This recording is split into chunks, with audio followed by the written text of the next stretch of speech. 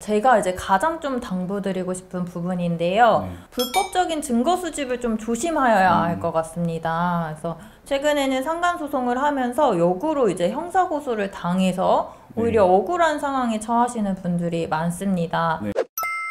안녕하세요. 사건사고TV 김지윤입니다. 이번 시간에는 김한성 변호사님 모시고 상간소송에 관한 이야기 나눠보겠습니다. 안녕하세요, 변호사님. 안녕하세요.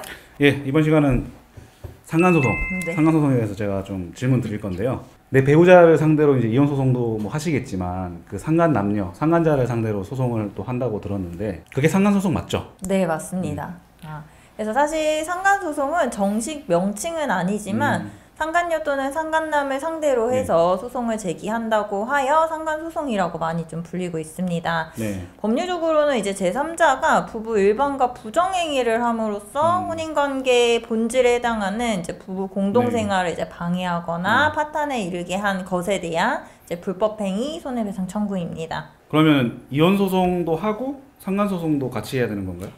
아닙니다. 보통 이제 함께 진행해야 된다라고 이제 생각하시는 분들이 많으신데요. 상간소송은 이제 상간녀, 상간남을 이제 피고로 해서 진행되는 이제 불법행위 청구이기 때문에 반드시 뭐 배우자를 피고로 해서 이혼소송과 함께 진행하거나 혹은 뭐 선행되거나 해야 할 필요는 없습니다. 아, 그러면 이혼소송이랑 꼭 동시에 진행되는 건 아니군요. 그럼 이혼소송을 먼저 하고 나서 상간소송 할 수도 있고 아니면 상간소송 먼저 하고 그 이후에 이제 이혼소송 할 수도 있다는 거군요. 네, 맞습니다. 그래서 동시에 진행할 수도 있고요. 뭐 상간소송을 먼저 진행하고 이혼소송을 진행하거나 혹은 반대로 이혼소송을 먼저 진행하고 상간소송을 진행하는 경우도 있습니다.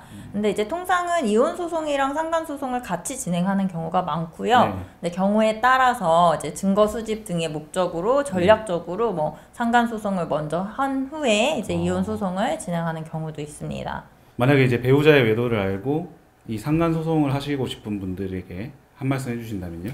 제가 이제 가장 좀 당부드리고 싶은 부분인데요. 불법적인 증거 수집을 좀 조심하여야 할 것 같습니다. 그래서 최근에는 상간소송을 하면서 역으로 이제 형사고소를 당해서 오히려 억울한 상황에 처하시는 분들이 많습니다. 뭐 물론 이제 저도 피고 상간녀 측을 이제 대리하는 경우도 있기 때문에 저도 이제 원고 측에서 제출한 증거가 이거 불법 증거 같은데 싶으면 사실 이제 형사적인 부분도 검토를 하거든요. 그래서 상간소송을 진행하실 때에는 반드시 좀 합법적인 절차에 따라서 증거 수집을 하시고 만약에 내가 수집한 증거가 불법성이 있는 것 같다라고 하시면 좀 변호사랑 상담을 하셔가지고 이 증거가 뭐 쓸 수 있는지 불법성은 없는지 검토해 보실 걸 좀 당부드립니다. 그 외에는 이제 상간소송에도 소멸시효가 있습니다. 그래서 부정행위를 한 날로부터 이제 3년 그리고 있은 날로부터 10년 이내에는 이제 상간소송을 진행해 주셔야 하고요. 이혼소송과 함께 또는 향후 이제 이혼소송도 고려하고 있는 경우에는 아무래도 상간소송이 이혼소송과 결부되는 이제 경우가 많기 때문에 좀 전략적인 대응 차원에서 좀 법률 전문가와 상의하셔서 진행하시는 거를 좀 추천드립니다. 네. 이번 시간에는 김한성 변호사님 모시고 상간소송과 관련된 이야기 나눠보았습니다. 영상 시청해 주셔서 감사드립니다.